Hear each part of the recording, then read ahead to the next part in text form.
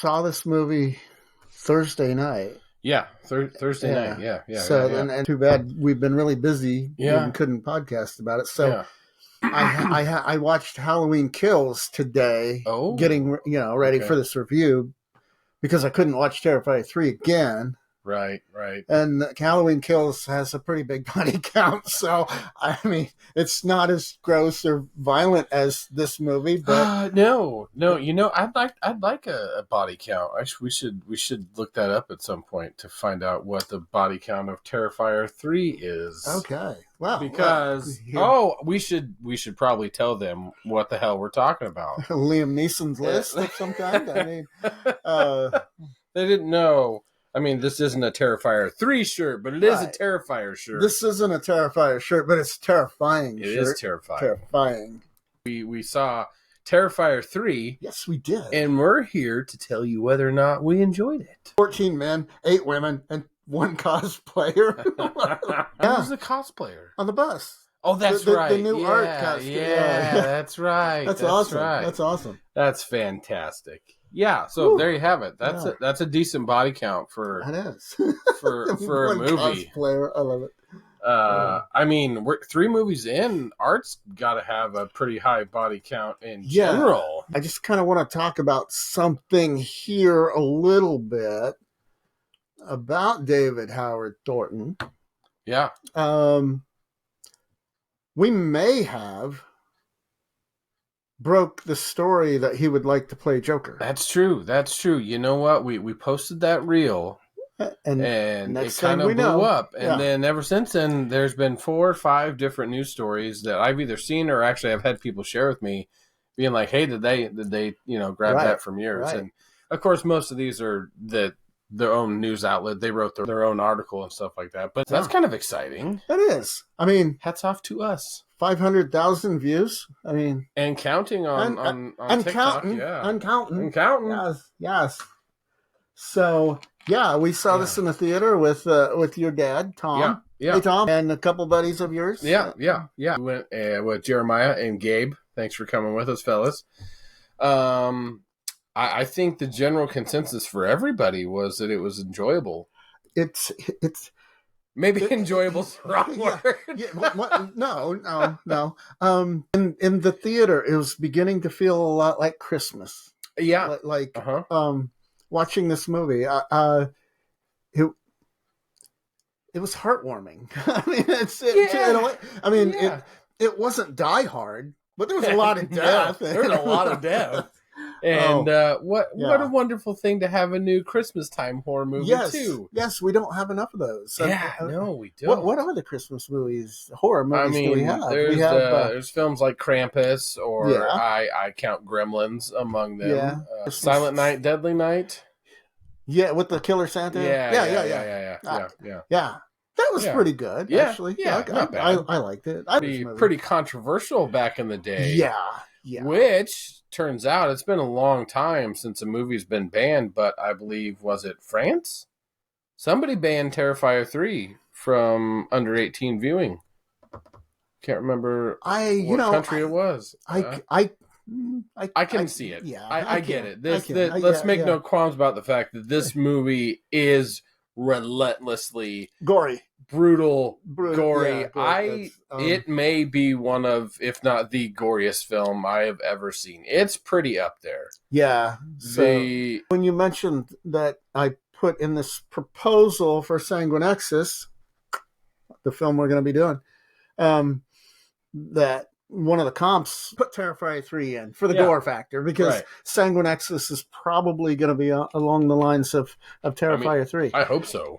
Yeah. I mean, not intentionally following Damien Leone. Oh, no. Is it Leone or Leone? I've heard it both ways. And I kind of sway toward Leone, because Sergio Leone is one of my favorite directors. Oh, okay. Yeah. So the opening scene in this movie is a lot of people left after the opening, after the first 5 minutes. Yeah, from what I understand. Because apparently people were, and I think it's the Christmas thing is the big part of it. I mean, it's grotesque and disgusting, and it may or may not involve some children. But yeah, I think it's the Christmas. I think it's a perfect storm of why. Yeah. Well, I heard a lot of people of the Christian faith walked out of this movie toward the end, and I get that. I understand that when a character gets a crown of thorns placed on their head in a horror movie, sometimes that can upset people. Yeah, it's I thought, oh wow, being Christian, I thought, oh wow, that's pushing the envelope for sure. But it didn't really bother me that much because I know where it's coming from. Yeah. And I've seen Crown of Thorns in a lot of other movies. Sure. Like I think The Prophecy with Christopher Walken. Yeah. One of the demons had a crown of thorns around his eyes. So yeah. It's I think what I enjoy most about the things that are the boundaries that are being pushed in Terrifier, well, the series in general, right? I think they're being pushed with purpose. Oh yeah, I don't see Damien out there. I don't think it's just simply for shock value, and we're going to throw as much at you as you can possibly handle, plus more, just to do overload. And yes, it is gore overload for sure, but in a very good way. I didn't realize it till after the movie. There's nothing more I love than just an absolute gore fest, just for fun. And I realized that when we left, my mouth was kind of sore. And it was because I literally smiled. I was smiling for the whole entirety of the movie. Honestly, okay. For the big gore scene, we won't get into it. Okay, you'll know when you watch it for the first time. I may have seen that scene before we actually saw it in the theater. Oh, I didn't say anything to you, but I'm like, okay. Yeah. So, I was looking at you and I was looking at Tom. You were here. Tom was here. And both of you, the meme with Michael Jackson eating popcorn, a big smile on his face? They were literally eating popcorn, smiling, big Joker grin. Yeah. On their faces. Yeah. Yes. And I'm like, okay. And I'm sitting here eating my Skittles. Like, oh yeah, here we go. It's yeah. I mean, I'm sure there's something dark and twisted about it, and somebody out there will say that. So, myself or both of us need to seek therapy. But it's a blast. It was an absolute blast to see all these fun. I would say a couple of them were kind of inventive. I definitely didn't see a couple of them coming. So. One specifically. The one that Tom Savini ended the scene. Yeah. Like, oh my gosh. Tom Savini, yes. But I mean, it's also nice is it's not just, it is a gore fest, and yes, it's a lot of killing, but there's a small story behind it. We are learning more, shall I say, about art, and more to add to the story. So I like that we're adding elements to it. And I thought we could go a different route with this review a little bit, and kind of what do you think art really is? What do you think makes him tick? That's a good question. I think at this point he's a demon. You think he's a demon? I think so. He's definitely an entity of some sort. Yeah. We've definitely. I mean, I think we saw that in Terrifier 2, where we crossed that boundary of, oh, this is not just some crazy asshole in a mask. This is, which is cool because it was not like an immediate just out of nowhere. It was kind of worked into the story, and now we're pretty much fully leaning into it at this point, which is, I mean, that tracks for a lot of known killers, in film history. Michael Myers, Jason. With the other slashers, it's kind of those things where it's an evolution that eventually, couple of them in, this is obviously an unkillable force. I mean, he's definitely like a Jason or a Michael for sure. What I really love about Art the Clown is probably the same thing everyone else loves about him. He's silent. Yes. That's the problem I have with Chucky. Shut the fuck up and kill people. I was, no offense to Freddy, shut the fuck up and kill people. The greatness of Tom Holland for the original Chucky, or Child's Play. I've just never been a Chucky fan. I don't enjoy the original Child's Play that much. Chucky has just never been. It did have Chris Sarandon in it. It did. So, but even that, I just never fully fell in love with Chucky. It was just not one that ever hit me neither. Me neither. I mean, the original movie is an effective horror movie. Don't get me wrong. Oh yes, by all means. Yes. But I think, speaking to that, there is something inherently memorable. I mean, Art himself just has that it factor for It's funny you'd say it. Pennywise. yeah. Now dealing with I think I have my Pennywise socks on. Starting out, you think maybe, the clown territory is that crown was kind of already held by Pennywise, or some may talk about killer clowns from outer space or something. Or the movie Clown. Oh, where the guy slowly turns into a clown. Yeah, absolutely. That movie has a mean streak a mile long. Oh, yeah. Or, I mean, and of course, one of the biggest villains of all time, Joker, is essentially a clown, you know. So that's a dangerous character to try to make something out of. Yes. And of course, I don't think that David or Damien, that was necessarily the whole reason the Terrifier was made in the first place. I don't Obviously think so. not. Well, but we're there now, and it started off as a short film. Hey, what can I do with little money, which led to the first Terrifier. Okay, what can I do in this film with? I think $35,000. I can't believe that 35 is what they made the original Terrifier for, and I mean, hats off, because that. I mean, we can go into spoiler territory with Terrifier. That body rip in half scene. Oh God! Yeah. Holy shit! Yeah. I mean, wow. Yeah. And Terrifier, I don't think has let up since. No, I thought not at all. And realistically, and Terrifier 2 had a kill scene that was really intense, and Terrifier 3 does too. But they didn't just say we're going to do one. We're going to go all out. One. Yeah. We're going to make almost every. Sequence intense and mind-blowingly gory, but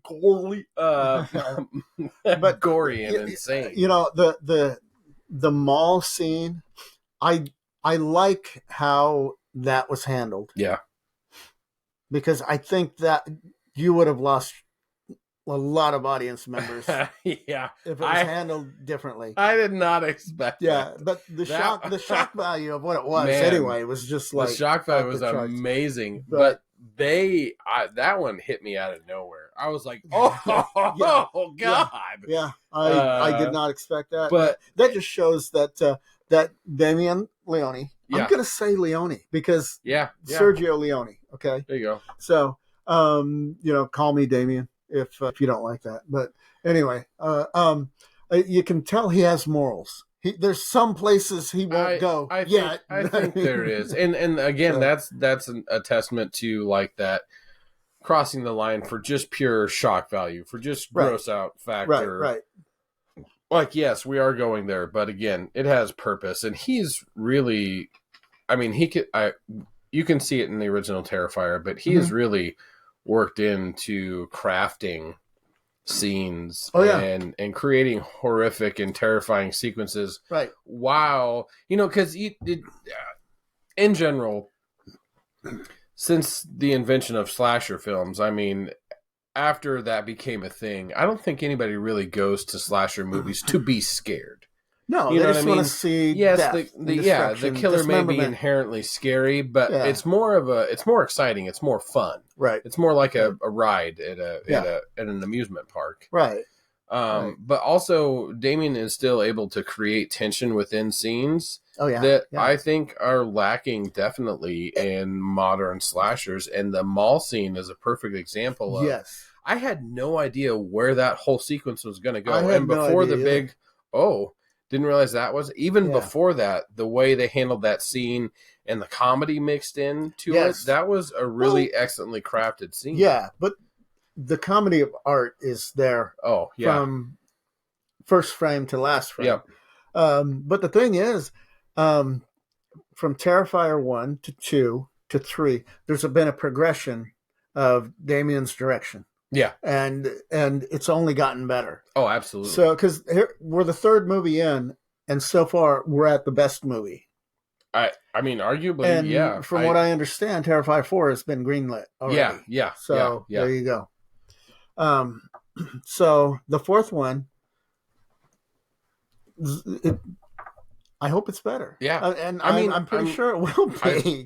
I'm glad that he's growing as a filmmaker, and I don't think I'm glad that I'm not saying there's a cliffhanger or there's any story left to tell, but I'm glad that once the fourth one gets here, it's not going to be completely out of the blue, like, oh, we've got to go revive Art from the grave, something that's okay, here we go. I mean, that can only work if you got CJ Graham. That's playing the killer. I posted CJ Graham video. We haven't posted Kane Hodder yet, but that's coming up. No, Kane Hodder's coming up. We did post our David Howard Thornton interview. We did. And you should go check that out. Yes, you should go check that out. Wonderful to get a chance to sit down and chat with David.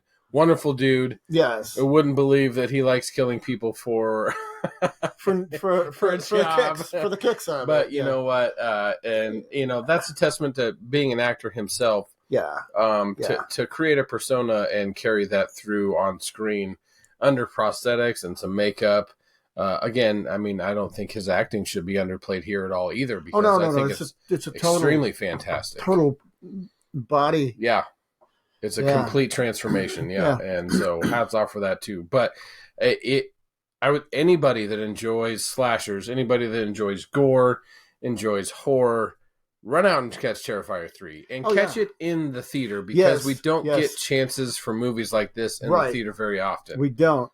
And the reason why you should catch it in the theater is the theater, the audience reaction. The theater experience cannot be matched. Right. Going to see a film like this with a crowd where none of you know what to expect, or even if you're catching it for a second viewing, it's still so exciting and so fun that it's kind of become a thing of the past, where you're enjoying a film with the audience around you. That just doesn't happen very often. Yeah, it's like you are. It's like going to the very first Star Wars in 1977 opening night. I was there. Was not. Never mind. But it was like that. It really was.